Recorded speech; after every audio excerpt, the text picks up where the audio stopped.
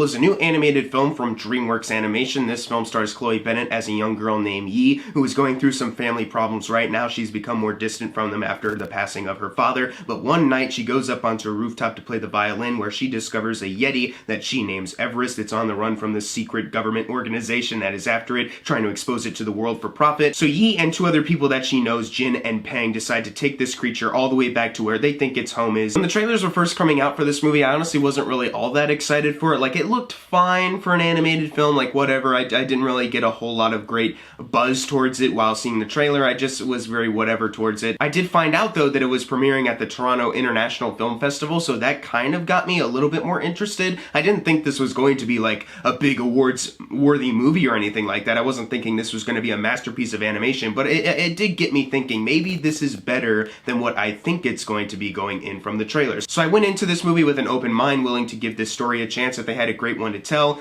and it was about what I expected. It's an okay family film that's like slightly better than maybe I originally thought going in, but it kind of arrived just on expectations. I will say though, Chloe Bennett playing Yi, she does a really good job playing this character, and she's easily the best character in the film. She's the most sympathetic, and they actually gave her a really nice story as far as accepting her family and moving on from the past that is still haunting her, and I like to see that. I thought that added a lot of heart to this film, and I really like what they did with it. The creature Everest is of course adorable, and you can look at it and just be entertained by just how cute it is as far as the animation goes, but just as far as how it acts as well. They do that thing, of course, where it starts off, it could be a scary monster, but oh, it's like a kid. So it was cute to see him do that and interact with these guys. This movie also does have a good sense of humor here and there. There are a couple jokes that actually did get me to chuckle a little bit. It does add to that heart that this film is trying to capture. After all, the animation is gorgeous in a lot of places. At first, it wasn't really doing anything that extraordinary. The animation looked good and the creature Everest looked really good, but it wasn't doing anything like above and beyond. But then as the movie kind of progresses, we get more beautiful images with the animation. I was like, oh my gosh, this is actually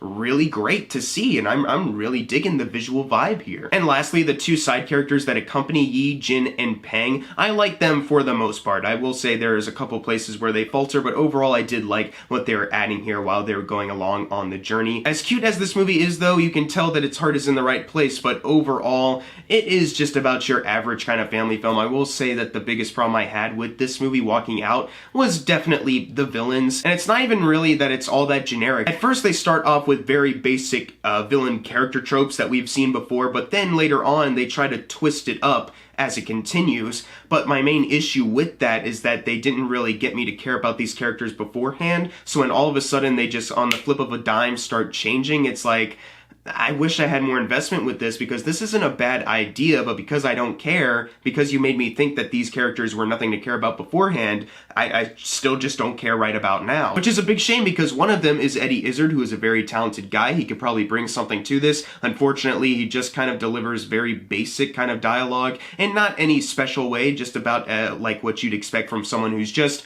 doing fine. But then you also have Sarah Paulson, who is a voice for one of these characters, and that really kind of let me down. Like, I enjoy Sarah Paulson a lot. She's a fantastic actress and I love seeing her all the time, but in this movie she really doesn't have all that great a role. Her character kind of does go through a change later on, but it almost feels completely unearned, and because you're not invested beforehand, why should you really be invested later on too? So I was honestly kind of disappointed with what she had to do in this film, because I know she's a fantastic actress and probably could have delivered something much more grand, but instead it's just kind of about on average with what you'd expect with certain family films. They also try to give the villains humor, and a lot of the times it falls completely flat. I'll say there's like one joke that they told that I was like, okay, that's kind of funny. But it kind of took me a while to kind of get it, because the character's pointing out like, why did you do this, Dave? But the characters are like in like the bottom-ish part of the screen, so I was kind of like, wait, what are you talking about? What do you mean, Dave? And then I looked closely and I was like,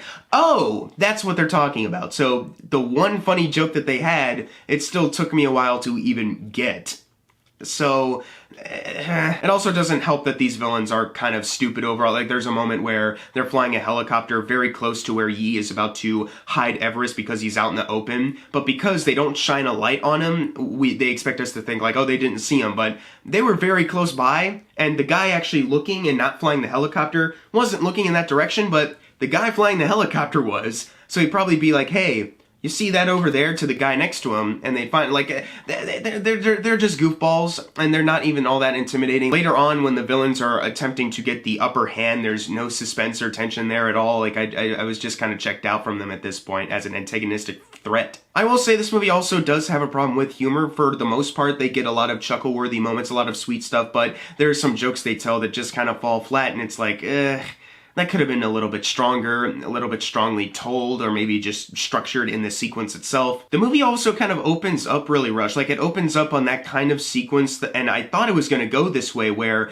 they hide Everest in the shadows, they make him like a dangerous monster, and we don't see him. But the sequence actually plays out that we do see him pretty early on, and it starts off like from his POV, but then it shifts, and you see the full monster, and you're looking at him, looking at these guards and escaping them, and it just seemed like, it definitely seemed like this movie was trying to have that scene that was like hiding him, and then later on in the movie when Yi goes on the roof and discovers him, it's like this big reveal. But since we've already seen him before, it kind of undercuts that a bit. And like I said earlier, I like Jin and Peng. I like what they added to this movie as far as how they contributed as the story went along with their humor and their mini character arcs. But when they have to actually get paired up with Yi to go on this adventure, that almost feels a little rushed too. Like, it feels like they just walked onto the scene by accident and now that's how they get engrossed into it. And I feel like they could have just paced it out a little bit, because they really only had one scene where they all kind of talked together, but it was very quick and you just kind of got the basic of what their relationship was. Like, later on in the movie, they start saying certain things like, you know, this character has felt this way about you for a very long time. You might not have known it, but I'm telling you now. But there is no way to really indicate that earlier, so it just kind of comes out of nowhere. So like I said, this movie is cute. Its heart is in the right place, and it is trying to give a good message for families out there, and I think kids will enjoy the heck out of this thing. Yi, I think, is a really good character to lead this film. They give her a nice story arc to go through, and the creature of Everest is obviously animated well and adorable, and there's a lot of great sequences where the animation really takes over, and it's beautiful to look at. But I do think this movie does suffer from a story that feels more generic, and whenever they try to make it different with their humor, it usually falls completely flat, or whenever they try to make it different with